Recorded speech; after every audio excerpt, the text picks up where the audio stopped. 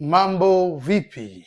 Leo nimeulizwa swali kuhusiana na ziara iliyofanywa na Daktari Samia Suluhu Hassan, Rais wa Jamhuri ya Muungano wa Tanzania, kuelekea kule nchini Urusi pale mjini Moscow kwa ziara rasmi ya kitaifa. Ziara ambayo imefana mnamo tarehe 3 Juni mpaka tarehe 5 Juni ya mwaka huu 2026. Yaani yalikuwa masiku matatu ya kazi na utu. Maoni ya wasomi katika kada ya mahusiano ya kimataifa, diplomasia na uchumi wa kimataifa wameizungumzia ziara hii iliyofanywa na Daktari Samia Suluhu Hassan kama ziara ya kipekee, na wengine wameenda mbali zaidi na kusema ziara hii ilikuwa ya kipekee na ya kihistoria. Kwa nini wanasema ziara hii ilikuwa ni ziara ya kipekee? Upekee wanaozungumza kwanza ni ile heshima ambayo Tanzania imepewa kualikwa na rais wa nchi ya Urusi. Pili, Urusi ni taifa ambalo ni mwanachama wa kudumu wa Baraza la Usalama la Umoja wa Mataifa. Lakini tatu, Urusi ina haki ya kura turufu, kwa maana veto power, katika kufanya maamuzi katika masuala mbalimbali yanayojiri ndani ya jamii ya kimataifa. Kwa nini tunasema ziara ile ilikuwa ni ziara ya kihistoria?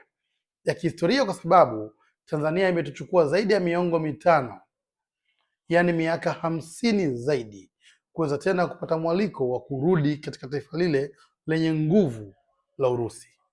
Ikumbukwe mnamo tarehe 8 Oktoba mpaka tarehe 13 Oktoba ya mwaka 1969, rais wa kwanza wa Jamhuri ya Muungano wa Tanzania, Mwalimu Julius Kambarage Nyerere, ndiye aliyekuwa rais wa kwanza wa Jamhuri ya Muungano wa Tanzania kuweza kufanya ziara ya kitaifa katika taifa lile lenye nguvu la Urusi.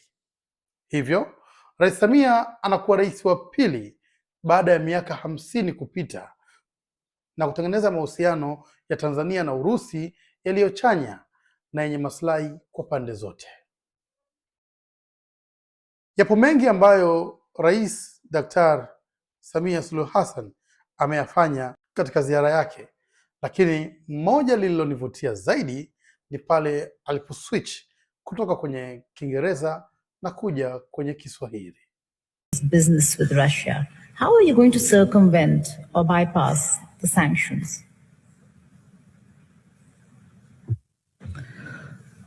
Thank you, Madam Moderator. And I must say that I've been envying my panel members using their national languages, and I would like to use this opportunity to do the same. So I'll switch from English to Swahili. Yeah.